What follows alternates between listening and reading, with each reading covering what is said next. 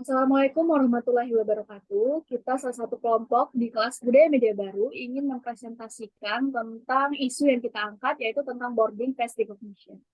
Boleh di next? Nah, ini ada anggota kelompok kita. Yang pertama Aisyah Azhara Esli, saya sendiri, dan ada Muhammad Rizky Dewansyah, ada Krisna Maulana, dan ada Rafif Iksanur Hakim. Next. Nah, jadi buat teman-teman yang belum tahu face recognition itu apa, jadi face recognition itu adalah cara baru untuk seseorang melakukan boarding di kereta api dengan memvalidasi identitas melalui wajah. Nah, ini itu dilakukan secara otomatis ketika seseorang menggunakan kamera yang disediakan di stasiun kereta api. Nah, jadi umumnya face recognition ini biasanya digunakan oleh kereta api yang jarak jauh, misalkan kayak Jakarta-Bandung, gitu ya. Nah, akan tetapi untuk bisa menikmati fasilitas face recognition ini, tentu kita harus melakukan registrasi sekali seumur hidup dengan menggunakan iktp pada alat iktp reader. Gak cuma menggunakan KTP, kita juga harus menunjukkan sidik jari kita untuk pemindai yang ada di alat iktp reader. Nah, namun pada realitanya masih banyak ketidakpercayaan masyarakat terhadap face recognition ini karena masyarakat takut data yang akan tersebar itu atau kurangnya keamanan data nantinya, sehingga masih banyak yang menggunakan boarding secara manual. Nah, dengan kondisi ini sehingga muncullah suatu masalah yang mana pihak kereta api ini hanya memberikan waktu 10 menit sebelum keberangkatan untuk melakukan boarding secara manual. Nah, sementara antrian panjang. Yang pasti ya kita sebagai penumpang pasti ada rasa paniknya juga kan, karena melihat antrian yang panjang, apalagi kita diburu oleh waktu atau mungkin ada sesuatu hal yang penting yang kita harus kejar gitu kan. Nah, dengan adanya situasi ini sehingga muncullah suatu kritikan di media sosial Twitter yang diunggah oleh Fakrial Kautsar, yang mana dia adalah salah satu penumpang yang ada di kereta api dengan menggunakan face recognition, tapi dia nggak menggunakan face recognition, tapi dia lebih menggunakan boarding secara manual. Nah, dia mengungkapkan rasa kekecewaannya di media sosial Twitter dengan tulisan yang nggak mau face recognition boleh masuk area boarding selama 10 menit sebelum keberangkatan. Nah, terus dia bilang lawak banget ya, terus di tag tuh @KII mau maksa ngolek data warga gini amat katanya kan. Oke, boleh di next. Nah, selanjutnya kita mau lihat dari perspektif budaya populer. Nah, sebelumnya kita harus tahu dulu nih, budaya populer itu apa sih? Budaya populer itu merupakan salah satu budaya yang paling banyak digemari atau disenangi oleh masyarakat di zaman sekarang. Apalagi kita Gen Z sangat sering menggunakan budaya populer. Salah satunya mungkin media sosial atau media massa lainnya. Nah, kenapa face recognition ini masuk pada budaya populer? Ya karena budaya populer ini kan hadir ketika perkembangan teknologi yang sudah sangat pesat ya. Makanya pihak kereta api juga mau berinovasi nih untuk menggunakan face recognition agar tidak ketinggalan zaman dan tentunya balance juga kan dengan perkembangan zaman yang ada di masa sekarang. Selain itu juga budaya populer ini sangat erat kaitannya sama media massa termasuk media sosial ya. Dan face recognition ini kan juga sudah mendapatkan kritikan melalui media sosial ya, terutama tadi di Twitter. Nah, itulah mengapa saya ingin melihat perspektif dari segi budaya populer. Nah, boleh di next dulu, Ki. Nah, ini ada ciri-ciri budaya populer. Nah, dari ciri-ciri ini mungkin teman-teman bisa lihat nih, budaya populer itu ada kayak segitiga sama kaki, yang semakin tinggi itu semakin runcing ya. Nah, kalau kita lihat dari bawah ada profitabilitas ya. Profitabilitas yang pastinya sesuatu keuntungan lah bagi pihak kereta api nantinya dalam penggunaan metode ini. Misalkan kalau misalkan kita menggunakan boarding secara manual, tentu pasti ada karyawan yang untuk melayani boarding secara manual ya. Nah, nanti kalau seandainya dengan seiring perkembangannya waktu, kalau semua sudah beralih ke face recognition, tentunya karyawan yang biasanya melayani boarding secara manual tentu nantinya nggak akan ada lagi kan karyawan yang melayani boarding secara manual, melainkan melakukan boarding secara face recognition, yang mana dengan sistem yang ada tuh boarding tuh bisa langsung masuk ke sistem data-datanya semua tanpa menunjukkan data fisik. Nah, selanjutnya tuh ada durabilitas. Nah, kalau untuk ini sebenarnya dari pihak kereta api itu sudah merancang penggunaan metode ini tuh lebih kurang dari September tahun 2022 dan berencana akan diterapkan di awal tahun 2023. Nah, untuk seberapa lama ini akan bertahan ya pastinya kita juga nggak bisa nebak juga ya. Kalau misalkan pihak kereta api mampu mengedukasi dan meyakinkan masyarakat ya pastinya ini akan berlangsung lama. Ataupun adanya kebijakan baru yang misalkan kereta api sudah tidak menyediakan boarding secara manual misalkan ya, otomatis kan masyarakat mau nggak mau ya harus tetap menggunakan face recognition. Nah, selanjutnya ada adaptabilitas. Nah, dengan adanya metode baru, ya pastinya berproses lah ya, karena kan nggak semua orang juga langsung paham dengan inovasi terbaru yang dilakukan oleh pihak kereta api. Dan nggak semua orang juga bisa langsung percaya, apalagi menyangkut masalah keamanan. Di samping itu juga mungkin sudah ada yang berpengalaman, masyarakat kita yang berpengalaman datanya kebobolan. Sehingga kan emang butuh upaya yang besar untuk kita meyakinkan serta meningkatkan rasa percaya orang lain terhadap inovasi yang baru ini. Nah, untuk itu perlu edukasi dan informasi yang mendetail agar orang lain tuh jadi tahu, oh jadi gini inovasi yang baru dan yang ada di stasiun kereta api jarak jauh, sehingga kan proses ini tidak terkesan memaksa ya. Nah, selanjutnya keseragaman bentuk. Nah, mulai dari per awal tahun, metode boarding ini bisa dikatakan beragam lah ya. Yang awalnya dari boarding secara manual, dan sekarang sudah ada boarding dengan melakukan boarding secara face recognition. Dan tidak menutup kemungkinan juga untuk ada metode boarding lainnya nanti kan seiring berjalannya waktu. Nah, selanjutnya ada tren. Kalau dilihat dari kasus ini tuh sudah sampai di titik paling atas. Ya, kalau dari bahasa sekarang tuh bisa dikatakan trending ya. Semua orang tuh akhirnya tahu kan, dan jadi sering dibahas di mana-mana masalah face recognition yang nggak menggunakan face recognition sekarang cuma dikasih waktu 10 menit untuk lakukan boarding secara manual gitu. Orang-orang yang tadinya nggak tahu ya jadi tahu. Orang yang tadinya nggak tahu sistem di stasiun kereta api jarak jauh ya sekarang jadi tahu.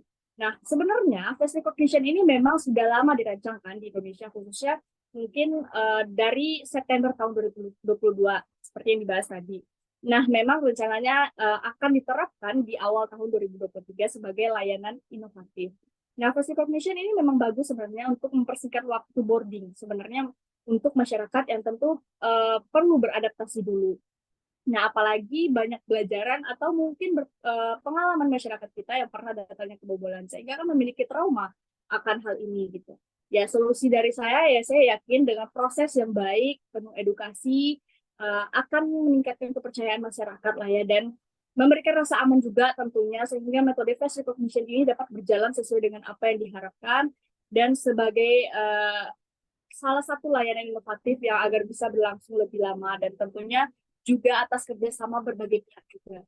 Nah, karena sesuatu yang baru memang harus dikenalkan terlebih dahulu dan perlu penyesuaian yang baik antara pihak masyarakat untuk bisa menyesuaikan dengan inovasi yang ada yang dikeluarkan oleh pihak. Okay, next.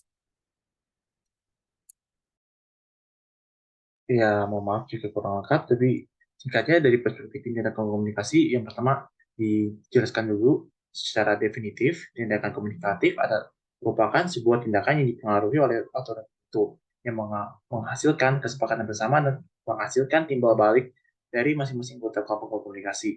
Nah, dari perspektif budaya populer yang dibahas tadi, dan juga kaitannya dengan uh, pembahasan kita kali ini yaitu tentang face recognition.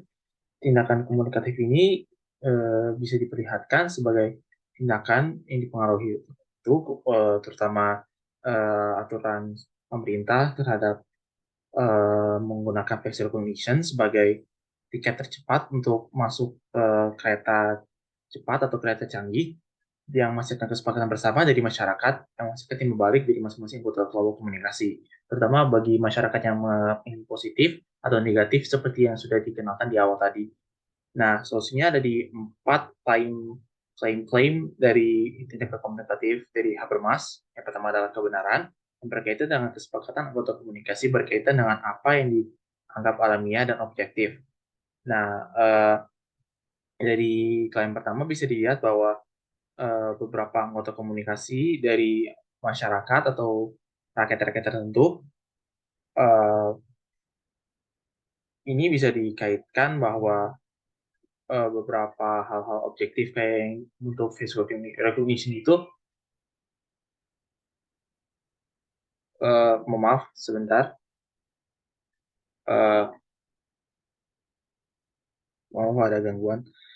Eh, Balik lagi, objektif dari apa tuh namanya, face recognition itu bisa dilihat beberapa yang tidak setuju karena kemungkinan ada yang namanya mengoleksi data pribadi dan ketakutan masyarakat datang dari sana. Dan yang kedua adalah ketepatan, yang di mana berkaitan dengan nilai norma yang disepakati. Sudah disepakati bahwa uh,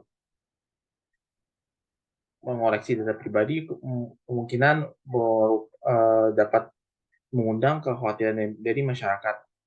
Nah, yang ketiga, yaitu kejujuran dan autentisitas yang merujuk untuk kesesuaian isi ekspresi seseorang dan dunia batinnya. Berarti pemerintah bisa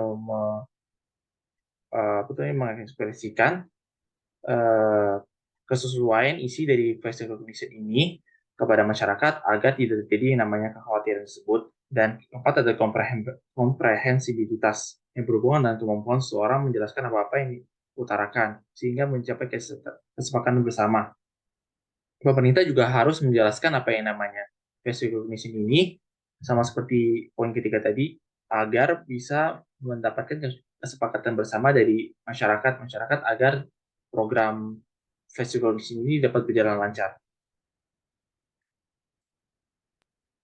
Baik, terima kasih atas kesempatan yang telah diberikan. Di sini saya akan menjelaskan terkait kasus yang kita bahas, yaitu boarding face recognition dilihat dari sudut pandang perspektif post-truth. Post-truth ini menjelaskan satu situasi ketika kebenaran objektif kalah berpengaruh untuk membentuk pandangan masyarakat dibandingkan dengan yang sifatnya emosional dan kepercayaan pribadi. Kemudian post-truth juga suatu keadaan di mana fakta tidak berperan untuk menggerakkan kepercayaan umum daripada sesuatu yang berhubungan dengan emosi dan kebanggaan tertentu. Misalkan dengan isu agama, kepercayaan, kebangsaan, ras, etnis, dan kepentingan politik. Kemudian yang kedua yaitu seorang atau kelompok yang melancarkan politik post-truth akan terus menyuarakan suatu argumen post-truth meskipun mereka terus dikritik, telah disuarakan kesalahannya dan dibabat habis-habisan oleh pakar. Nah, jika boleh saya simpulkan dari post-truth ini, yaitu adalah tentang yang benar menjadi salah, yang salah mencari pembenaran dan dianggap benar. Next slide.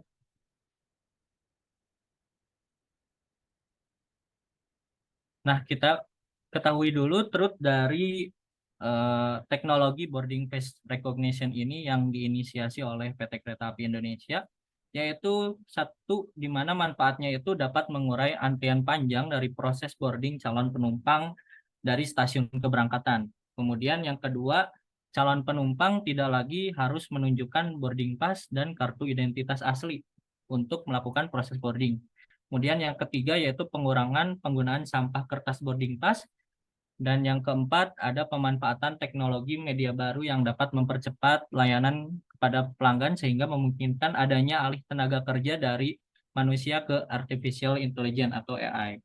Nah, kita bisa lihat di sini videonya, saya mencoba fitur layanan dari KAI yaitu boarding face recognition. Ini dilakukan di stasiun Yogyakarta dengan perjalanan dari stasiun Yogyakarta menuju ke stasiun Surabaya Gubeng. Boleh di play dulu.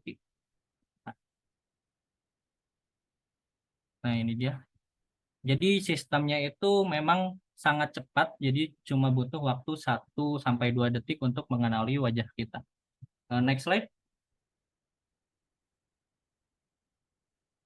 Nah, kemudian kondisi di mana post-truth itu terjadi, yaitu seseorang atau kelompok yang melancarkan politik post-truth akan terus menyuarakan suatu argumen post-truth meskipun mereka terus dikritik, telah disuarakan kesalahannya, dan dibabat habis-habisan oleh para pakar. Nah, di sini juga KAI dianggap eh, melanggar hukum dan privacy tentang adanya fitur layanan boarding face recognition ini, di mana KAI ini eh, melampirkan kebijakan privacy access by KAI, yaitu aplikasi resmi dari KAI yang harus mewajibkan calon penumpang itu mendaftarkan KTP-nya untuk melakukan registrasi boarding face recognition ini.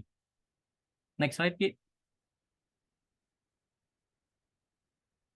Nah, di sini PT KAI Daup 2 juga menyuarakan bahwa layanan dari KAI ini sudah dicetuskan dari bulan Oktober, yang mana diimplementasikan di stasiun Bandung, di stasiun sisi utara, yaitu calon penumpang wajib menggunakan boarding face recognition untuk melakukan boarding. Kemudian yang calon penumpang yang ingin menggunakan layanan kereta api dengan boarding manual itu bisa melakukannya di stasiun selatan, yang dimana stasiun selatan ini adalah tempat naik turun penumpang kereta api lokal.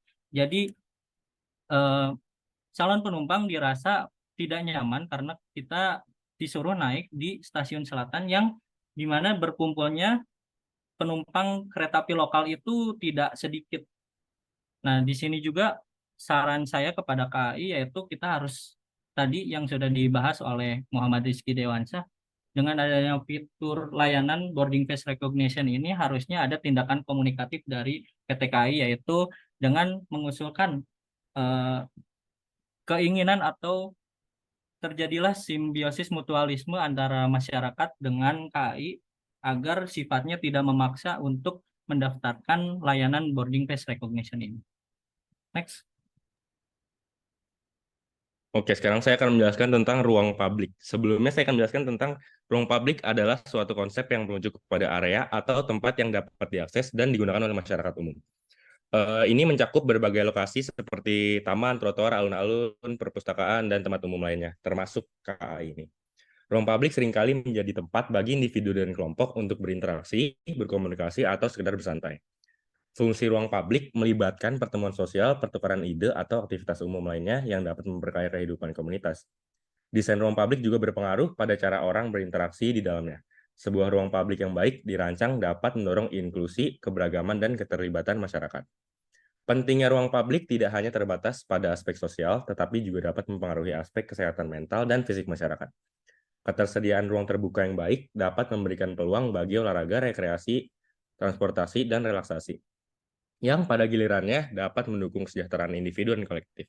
Namun, untuk memastikan efektivitas dan keberlanjutan ruang publik, perlu diperhatikan pengelolaan, keamanan, dan partisipasi aktif dari masyarakat dalam proses perencanaan dan pemeliharaannya. Dengan demikian, ruang publik menjadi cermin dari identitas dan kualitas kehidupan masyarakat situ. Jika disambungkan ke face recognition KAI ini, pada dasarnya penggunaan teknologi pengenalan wajah seperti face recognition dalam proses boarding kereta api dapat menghasilkan beberapa perubahan pada ruang publik. Fitur ini dapat meningkatkan juga efisiensi dalam proses boarding dengan autentikasi cepat, namun juga menimbulkan beberapa pertimbangan etika dan privasi.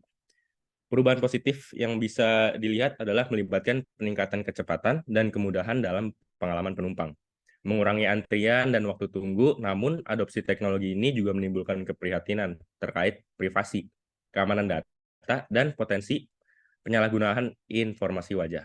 Diperlukan regulasi yang ketat dan transparansi dalam penggunaan teknologi ini untuk menjaga keseimbangan antara kemudahan dan perlindungan privasi. Penting untuk memastikan juga bahwa implementasi teknologi ini dilakukan dengan mempertimbangkan aspek-aspek tersebut agar ruang publik tetap menjadi lingkungan yang aman, nyaman, dan menghormati hak privasi individu.